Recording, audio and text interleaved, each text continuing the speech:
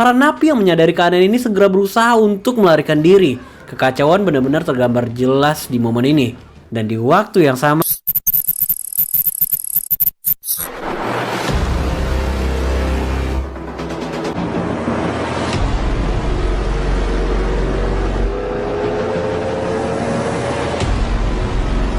ini adalah sebuah film yang berjudul 3, 2, 1. Everybody down! Cerita bermula pada sebuah perampokan bank. 3 pria bermasker mencoba untuk melumpuhkan sebuah bank milik mafia Rusia.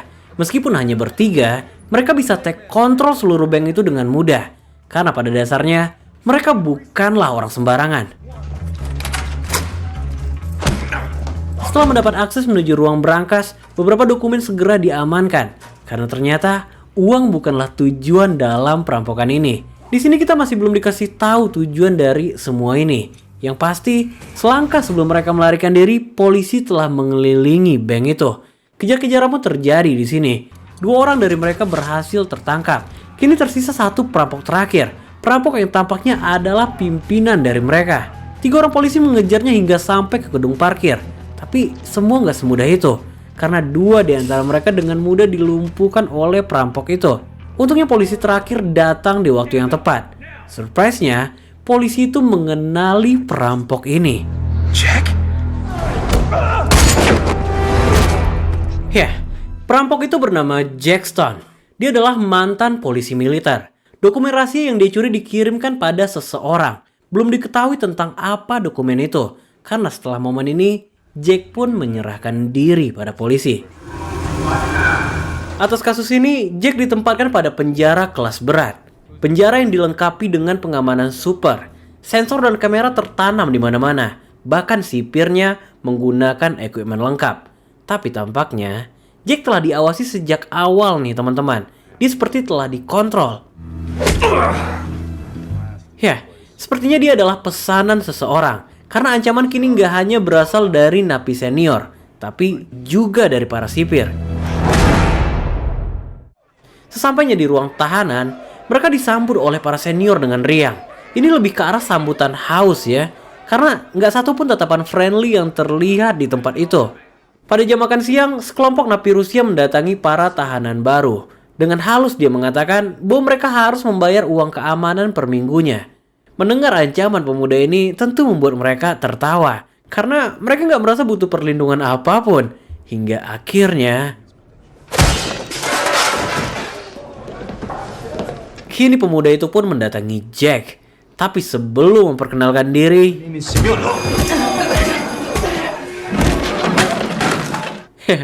dengan mudahnya Jack menjatuhkan mereka semua. Lelaki tua petugas kebersihan secara nggak langsung membantu Jack di sini. Nggak diketahui pasti kenapa dia melakukannya. Tapi perkelahian ini cukup membuat orang-orang gemetar melihat Jack. Perkelahian ini membuat Jack berakhir pada ruangan isolasi. Tapi dia nggak sendiri di sana. Dia ternyata telah diawasi oleh bos mafia yang bernama Balam. Yes, Balam adalah orang yang selama ini dia cari. Bos mafia yang bertanggung jawab akan kematian istrinya. Dan ternyata tujuan Jack menyerahkan diri adalah untuk mencari mafia ini. Tapi ternyata semua kontrol di dalam lapas itu di bawah kendali Balam.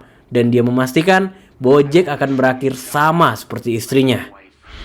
Suffering in agony while you watched, helpless to do anything.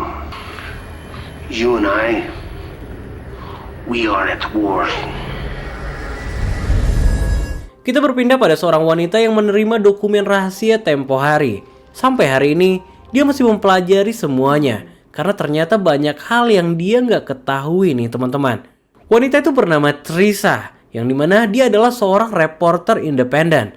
Dari temuannya, dia berusaha mengangkat kembali kasus Jack Stone. Tapi jaksa yang mengurus ini nggak kunjung bisa ditemui. Asisten dari jaksa ini seolah-olah menghalangi Teresa dalam penyelidikan kasus ini. Teresa yang gak putus asa menggunakan cara berbeda. Dia menunggu jaksa keluar dari pintu.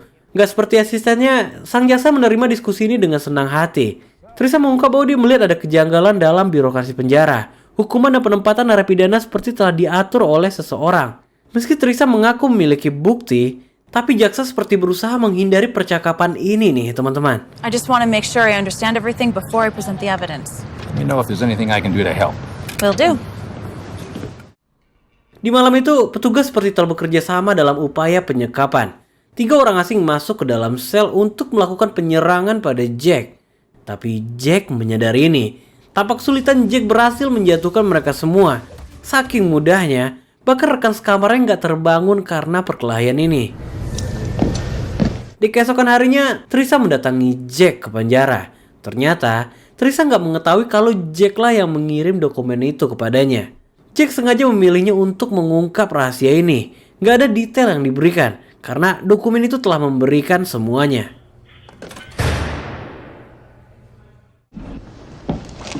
Ternyata dulunya, Jack sering mengusik bisnis ilegal balam dan semua berimbas pada kematian istrinya. Dendam inilah yang kini membawa Jack sampai ke penjara itu. Di momen ini, seseorang mendatangi Jack. Dia bernama William, seorang napi senior yang kini bekerja sebagai petugas kebersihan. Tapi tampaknya Jack mengetahui sesuatu. Dia melihat terakhir kali William mencoba membantunya, meski William menepis perkataan itu. Percakapan terdengar seperti basa-basi sebelum William mengucapkan, You know Balaam? You know where Balaam's cell is? Yes, Balaam berada di lapas itu. Tapi sampai hari ini, nggak ada yang tahu di mana keberadaannya. Ternyata lapas ini memiliki area terlarang. Nggak semua orang bisa mengakses tempat itu. Karena di sanalah Balaam ditempatkan.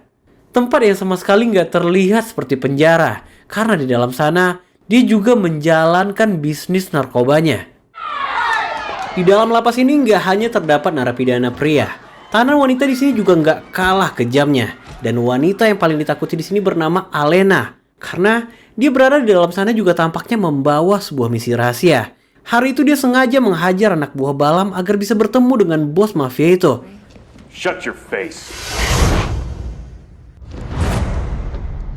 Di dalam ruangan itu, Alena melakukan observasinya. Ternyata, Balaam memilih tinggal di penjara untuk suatu alasan. Di dalam sana, keamanannya terjamin. Bisnisnya tetap berjalan. Karena dia yang memegang kendali atas lapas itu. Seseorang yang mengambil tindakan di luar perintahnya adalah suatu bentuk perlawanan. I need you both to spread the word. Kini Balaam menaruh bounty hunter sebesar 100.000 US dollar untuk kematian Jack. Dan dia mau mereka semua menyebarkan berita ini pada seluruh narapidana. Kabar ini pun disampaikan oleh William pada Jack. Sekarang yang jadi masalah, petugas juga terlibat dalam misi pembunuhan ini. They'd be the ones who let you get killed. 3 orang petugas mengepungnya di ruangan laundry. 3 petugas dengan equipment lengkap itu tentu nggak mudah untuk dikalahkan. Jack berkali-kali terkena pukulan keras dari tongkat besi mereka. Tapi tampaknya tongkat besi aja nggak cukup untuk menjatuhkan Jack.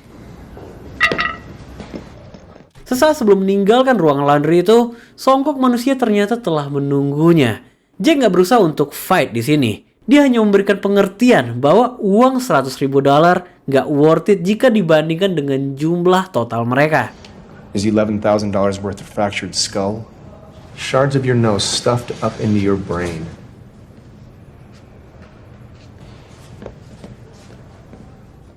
Come on, she's got lists of names, contacts. Di momen ini jaksa mencoba menghubungi Balaam. Dia mengaku kaget melihat wanita reporter itu memiliki semua bukti yang mereka sembunyikan. Yes, ternyata jaksa juga ikut bermain di dalam sini. Sekarang nggak ada cara lain. Balaam memerintahkan bahwa reporter itu harus segera dihilangkan. Dan keanehan pun segera dirasakan oleh Trisha. Seseorang seperti tengah mengikuti langkahnya dari belakang. Ya, tampaknya itu hanyalah ilusi dirinya sendiri. Disinilah Trisha menceritakan tentang apa yang dia temukan pada teman sekamarnya. Dia mengatakan bahwa dokumen ini begitu berharga karena semua transaksi ilegal Balaam berada di sana. Berikut juga dengan beberapa nama yang gak lain adalah para pejabat dan petinggi polisi. Di waktu yang sama, Alena merencanakan sesuatu dengan William. Dia kembali mencari masalah. Wanita bawahan Balaam kembali dia usik. Tapi di momen ini dia sengaja mengalah dengan tujuan agar para sipir membawanya ke ruangan medis.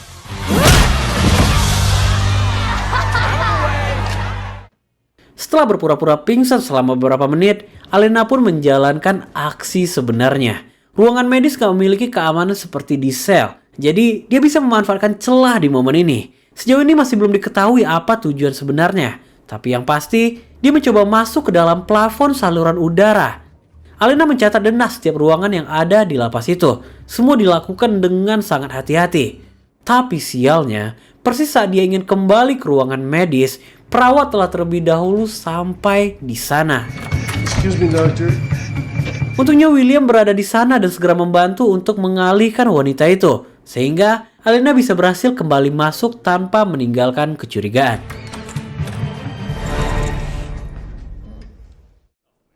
Di keesokan harinya, William kembali mendatangi Jack, dan kata pertama yang terucap dari mulut Jack adalah, Which one is it? FBI? CIA? FBI. "Ya." Tanpa butuh jawaban, Jack mengetahui bahwa William adalah seorang FBI yang menyamar. Ternyata William telah berada di sana selama 6 bulan nih teman-teman. Tujuannya adalah untuk membongkar korupsi dan aktivitas ilegal yang ada di lapas itu. Tapi sejauh ini, dia belum mendapatkan bukti apapun. Kehadiran Jack akan mengisi gap yang kosong pada tugas ini. Dan dia mengaku akan sangat terbantu. William mengaku nggak akan membiarkan Balam lolos begitu aja. Yang artinya, mereka memiliki tujuan yang sama. Persis di momen ini, penyerangan kembali terjadi. Kali ini dengan jumlah yang lebih banyak. Tapi satu masalah, seseorang melihat keterlibatan William di sini. Hal ini pun membawa masalah besar untuk Will. Kepala sipir memanggilnya atas tindakan ini. Melihat Bible yang ada di meja, William pun mengutip satu ayat sebagai alasan atas tindakannya. Bagaimanapun, kepala sipir adalah petugas korup. Dia menegaskan bahwa Balam gak akan tinggal diam melihat hal ini. Tuhan gak akan mampu menyelamatkan William, tapi dia mampu melakukannya. Tapi dengan satu hal. For a price. Ya, dia meminta $10.000 sebagai tebusannya. Di waktu yang sama, Balam tiba-tiba kehadiran seorang tamu. Tampaknya semua ini telah diatur oleh William nih teman-teman. Menggunakan kode yang diberikan, Alena pun segera beraksi. Dia pura-pura keracunan agar sipir kembali membawanya ke ruangan medis. Tapi di tengah perjalanan, Alena dengan bantuan William melumpuhkan para sipir itu. Tanpa menghabis-habiskan waktu, Alena kembali menaiki saluran udara. Cairan kimia beracun mereka gunakan dalam aksi ini. Alhasil, Alena berhasil mengambil alih server, sementara William berhasil mengamankan titik pos.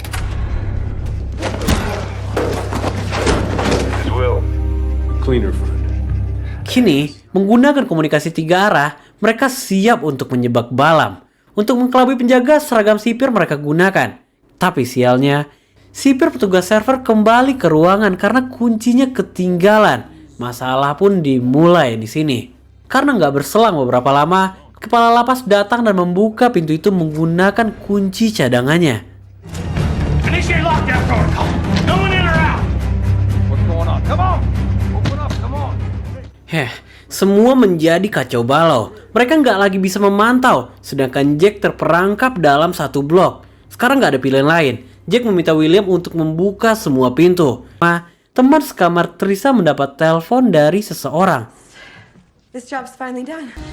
Yes, ini tentu nggak pernah terfikirkan sebelumnya. Ternyata wanita itu telah dibayar mahal oleh orang Balam. Melihat peluang, Teresa pun mencoba melawan balik.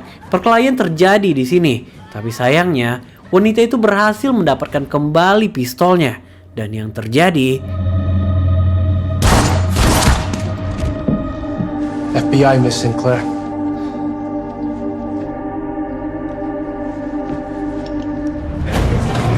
Kembali ke lapas, Jack masih berusaha mencari keberadaan Balam sejauh ini. Tapi di kelengahannya ini, seorang anak buah Balam berhasil menikamnya berkali-kali nih teman-teman. Meski berhasil melumpuhkan pria itu, tapi Jack telah kehilangan banyak darah di momen ini. Sementara di blok berbeda, William si pria lemah yang mereka pikir kini menunjukkan sosok aslinya. Agen FBI berbadan besar ini dengan mudah melumpuhkan semua sipir-sipir itu. Kepala sipir tentu kaget melihat fakta ini.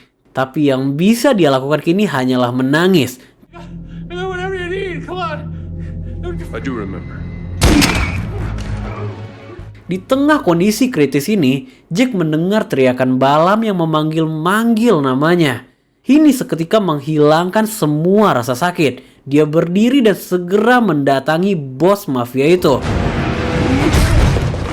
Ya, perlu diingat bahwa Balam bukanlah petarung jalanan. Dia mengerti cara berkelahi. Plus dengan kondisi Jack saat ini bukan hal mudah baginya untuk memenangkan perkelahian.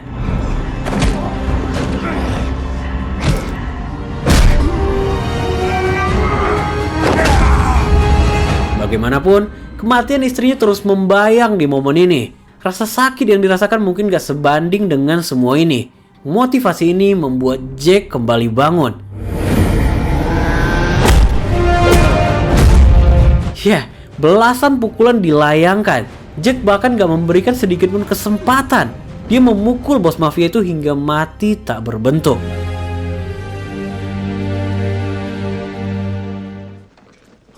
Begitu satuan datang menemukan Balam, Jack udah nggak berada di sana. Dia keluar dari tempat itu melalui saluran udara. Dan kedatangannya ini langsung disambut oleh William.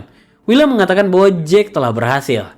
Dia berhasil melakukan pekerjaan yang hanya bisa dilakukan oleh orang-orang bernyali. Dewan menitip rasa terima kasihnya atas bantuan yang telah diberikan. Kebebasan Jack juga kini dijamin oleh negara. Keberhasilan yang sama juga dirasakan oleh Teresa. Karena nggak hanya Balam, jaksa juga ditangkap karena dia dinyatakan terbukti bersalah. Tamat.